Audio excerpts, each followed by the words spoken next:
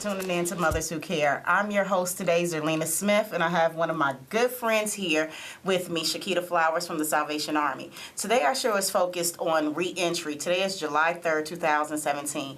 Our state has reenacted a re-entry to citivism for the state of Illinois. So we brought in a bunch of ladies with a bunch of resources to let you know what's out here and why Mothers Who Care came together. So I'm going to give it to Shakia so she can give you a little bit more as to who she is and what does she do. And any questions, please feel free to call in at 312-738-1060. Once again, 312-738-1060. And here's Shakia. Hi, thanks, Zerlina. I am a case manager. I work with offenders who are re-entering the community from federal institution. I am their first point of contact to civilian life. Once they come back, I provide a multitude of resources, as well as providing encouragement, support, and accountability once they return. One of the largest issues that we have with the population as they return is stabilizing family, because I believe that, Zerlina, is the biggest focus, that is the biggest what is the word I want to say? The biggest barrier or the biggest factor that contributes to a positive reentry. Once we stabilize the home and reestablish relationships with families and loved ones, this population has a much better chance of having a strong reentry into the community. Okay, well, with that being said, without a state budget, prisons are struggling to even meet the most basic needs while they're incarcerated. We know that the state spends more money incarcerating individuals than they spend putting back into the individual once they return home, the Recidivism Act. So what do you think budget-wise it costs for one individual to return back to society? Well, I don't know the exact number on that, Zerlina. I do know that... Just an estimate. Just an estimate. What are the needs, the basic needs? The basic needs are, well, there's housing. There is transportation, getting back and forth to all the different referrals and resources that we have available to them, and that includes employment, which is a huge factor. So housing and employment are also the next two biggest factors in determining the trajectory of a person's reentry into the community. If a person doesn't have anywhere to live, they're going to do what they have to do to survive. And so we want to be able to provide sound resources for our clients so that they can be on the road back into the community. Okay. So with that being said, we tried to include education, job training, to improve the reentry success, to expand to inmates' eligibility to programming credits and costs that will help them come back in. So Mothers Who Care is a component of a bunch of women, and you'll get to see today. And Ms. Shakia Flowers is one of our board members. Right now, we're going to let you hear me continue to speak in regards to, if you would like to contact us, Mothers Who Care is a component of Increase the Harvest, which is a 501c3 non-for-profit. If you would like to contact us, please use resources at increasetheharvest.org. increasetheharvest.org. And our next person would be Crystal Dyer, which is a board member. And this is Miss Crystal Dyer. She has a 501c3 as well, and also a travel component to her 501c3. So she's going to talk about the reentry as well, because that's what our show is focused on. And we also know that reentry is a component that needs to be with the whole family. So with Mothers Who Care, we want to make sure that we have a holistic approach to the whole family, not just one individual. And once again, if you have any concerns or you want to just talk to us, please feel free to call in at 312-738-1060. Thank you. And Crystal, now, what is it that you want to let people know what you're doing on the west side of Chicago, and what's so phenomenal with the ways that we have, and you have most definitely been working so hard towards? Okay, on the west side of Chicago, which is very near and dear to my heart, is where I raised my children, and unfortunately is where my 18-year-old grandson lost his life due to gun violence in the city of Chicago. So it's important for me to open a business on the west side and also start a nonprofit, Chicago Austin Youth Travel Adventures, so I can bring in the families from that have been impacted, by the Chicago violence, and also families re-entering the population where their parents have been incarcerated, or their children have been also in foster care, or the care of other family members. So they can start explorations right here at home in Chicago, and then ultimately, branch out to other parts of the region and the world. Okay, Crystal. We all know that most our ex-offenders really can't travel, right?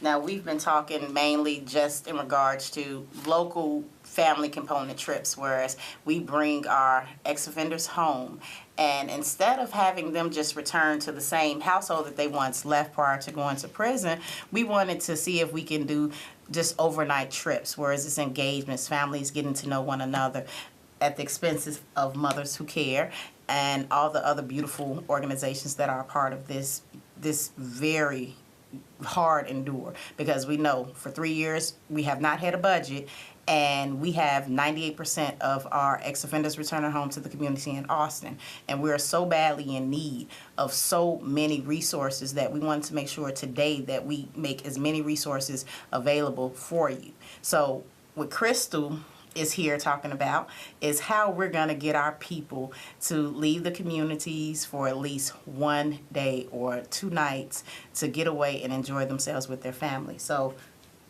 yes, we have extensive programming that we're putting together, and the programming will actually start within the next few weeks, where we will be taking children on summer day trips, and then it'll expand from there to overnight trips once a month, and then other day trips once a month for the whole family, not just, and these are going to be educational journeys, because they're going to learn about other cultures, around the world, right here in our great city of Chicago to start with, and so they can understand that, other cultures have had hardships throughout generations also, and they were able to overcome, and we are making great strides to overcome our problems.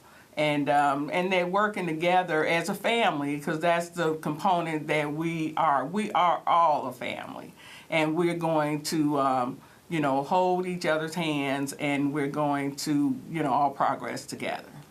oh, that's so great. We have to say thank you to Miss Crystal Dyer. When you think about everything that's going on right now, I've pulled up what we were doing today to celebrate Reentry Day in Illinois, July 3rd, 2017. It's officially the Reentry Day in Illinois. The town hall meeting was at the Thompson Center this morning. We all attended. At the bottom of this flyer, you will see multiple organizations that participated in the program.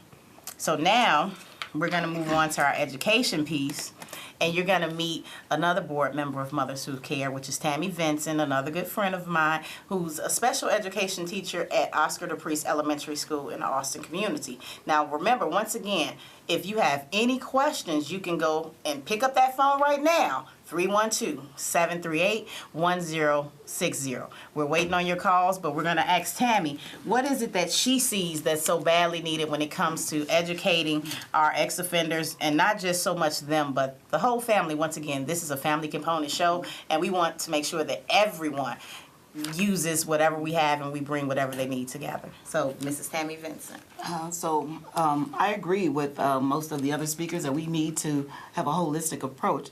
If we consider what's going on in schools today, we have so many of our youth that are dropping out of school, and they are that ex-offender recidivist population that we're talking about.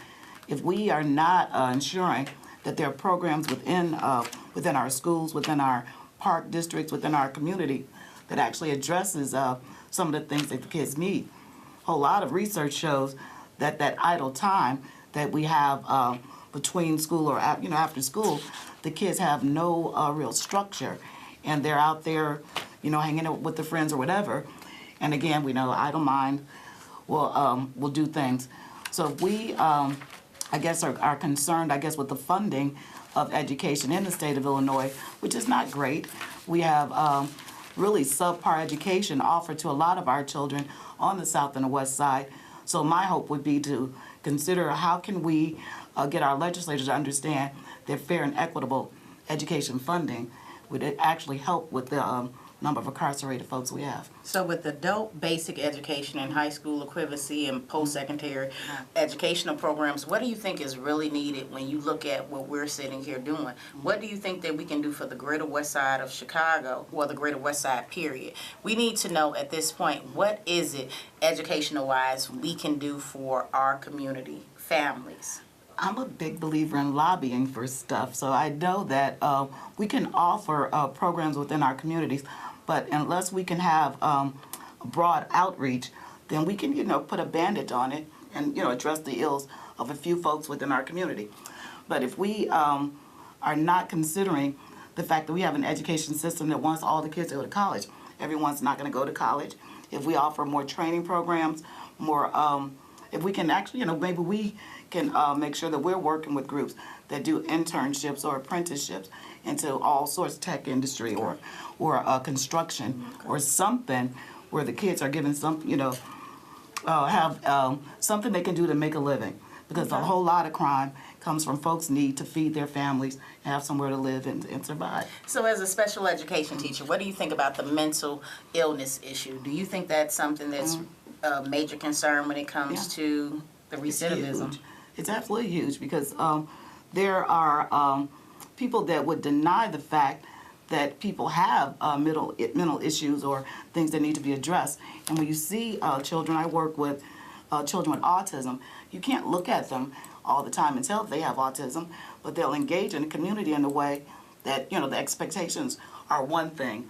So folks' response to them will be another. So we have to acknowledge the fact that there is something, and I think restorative practices, just respectful of people that engage in the community would be important. Okay. With that being said, Increase the Harvest with Mothers Who Care also has an entrepreneurship program for youth ages 8 through, I say 18, but all the board members say 24, for us to do pop-up businesses for children who want to just use that extra energy in a positive way.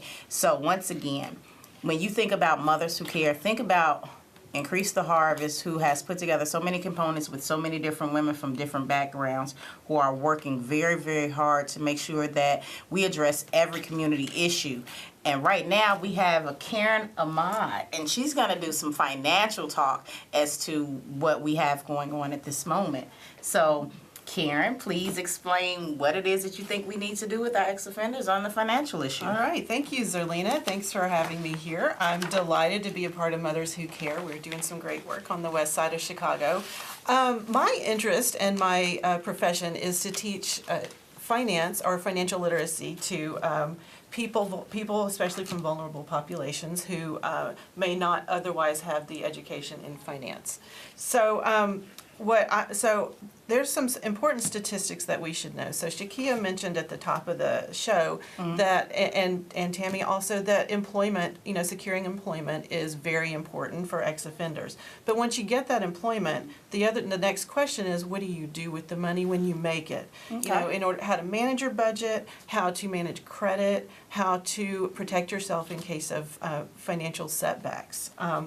And so my interest, studies have shown that in the general American population, consumers, more than 2/3 of consumers cannot pass a basic financial literacy test. Oh, wow. And studies have shown that inmates are even have a worse pass rate. Okay, on that note, we have a caller. So we're going to go to the calls and take the questions. All right. Hello. I'm sorry. Hello, this is Miss Willis calling. Hi, Miss Willis. How are you? Oh, I'm fine. I want to let you know this is my first time watching this program, and I am very grateful. It's very interesting. And in the spirit of all the women who fought back against forces that seem to try to overpower them, you keep the fight going.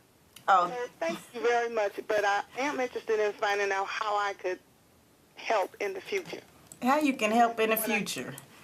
what I'm going to do for you right now, once again, we have a resource email at Increase the Harvest. You can look at the screen right now. Mothers Who Care is a component of a bunch of beautiful women that's working in all different fields that are coming together to use our time and put our resources together, because it's a 501c3. We have not solicited any funds. We're just here to do what we need to do for the people in our community. And if you would like to get involved, please go to the resources at increasetheharvestinc.org, and one of these beautiful ladies will get in contact with you. Or if you would like to just contact me personally, you can go to Zerlina Smith at increasetheharvestinc.org. So thank you once again for calling in, and please reach out to us, because this is all about us, and we all have to work together in order to get to where we need to be, and our communities is where we want to be. So thank you, and I look forward to getting to know you better. Thank you. Yes. Okay, so we were talking about financial literacy, and one more point I wanted to make about the ex-offender population specifically is that we know that one of the primary causes of recidivism is economic instability. And so financial literacy can help economic instability, because financial literacy will help ex-offenders to not only manage their own financial situations, but to also build asset wealth that they can pass along to the next generation. So that creates stability in the family and stability for future generations, and hopefully lower the future incarceration rates. Okay, well, this is why now we've put up the employment services for ex-offenders. Hopefully you can see these. There's an abundance of organizations that are right here listed on this paper, and if you can't, please reach out to us once again at resources at increasetheharvestinc.org, or please give us a call at 312-738-1060. Okay, and I have a caller. Please go ahead with your call. Yes, a great show. First time viewer. First, happy 4th of July Day. But my thing is, 2 years back, we had the lottery, and that was supposed to take care of the education for the whole state, not just Chicago. There would be enough money. Whatever happened to that money? First, they sold it back to someone, but what happened to all the money that was supposed to have? Somebody got it, and we sure didn't. Thank you. Okay. Well, as of now, you know we don't have a budget still, right? And Powerball and a couple other lottery entities would be pulling out. We hope that the money would have came back into the education where it was created for. But right now, I've just brought up Tammie Vinson, who is going to let you know, since she likes to lobby, she's a special education teacher, and give you more so that insight as to where those dollars have went to. Because as a parent of an 8-year-old, I would like to know, and I'm tired of asking questions, and that's where Mothers Who Cares come in with all these components to have everyone do their part, whether we have a resource department, whether we have a research department, as to figure out why these funds aren't trickling back to our community. So I'm going to give it back to our special education teacher, Tammie Vinson, and let her answer the question as to why those fundings for classrooms have not been funded properly by the Illinois State Lottery. So, and I don't know the all the exact sort. So the lottery money is collected. It goes into a lottery fund. So my understanding, money is sent to the Illinois State Board of Ed, but somehow the money is then also repaid.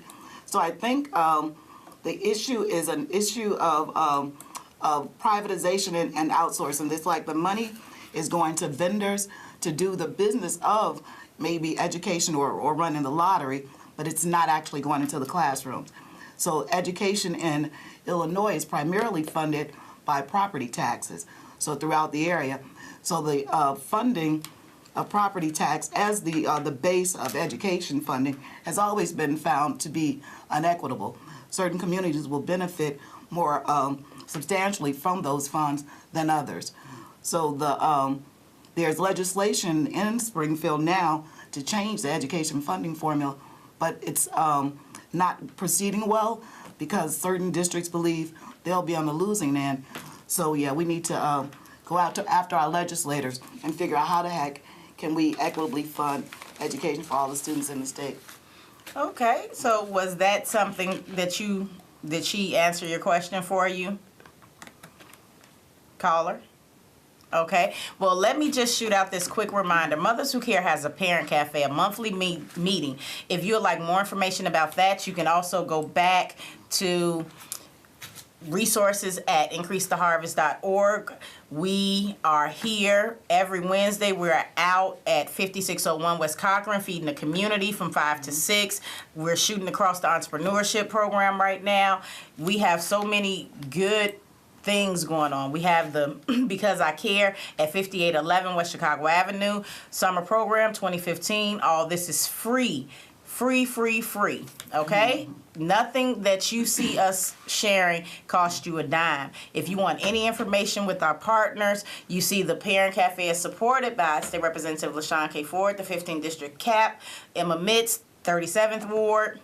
I'm going to go back to our community service day. If you need community service hours, anyone, you come out on the spot, you get those hours just for volunteering. So come out, get involved, and get to know who we are. Once again, we're Mothers Who Care. I'm your gracious host, one of the board members and founding member of Increase the Harvest. And I want to thank all my board members who are here today.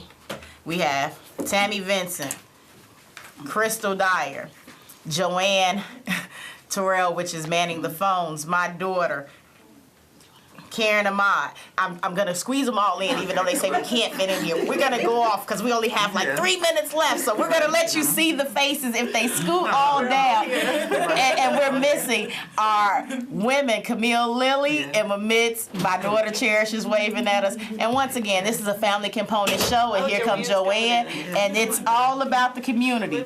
So if we can get everybody in, you get to see the faces who's working overtime to get whatever it is needs done. We love you, thank you, and have a good night. Bye.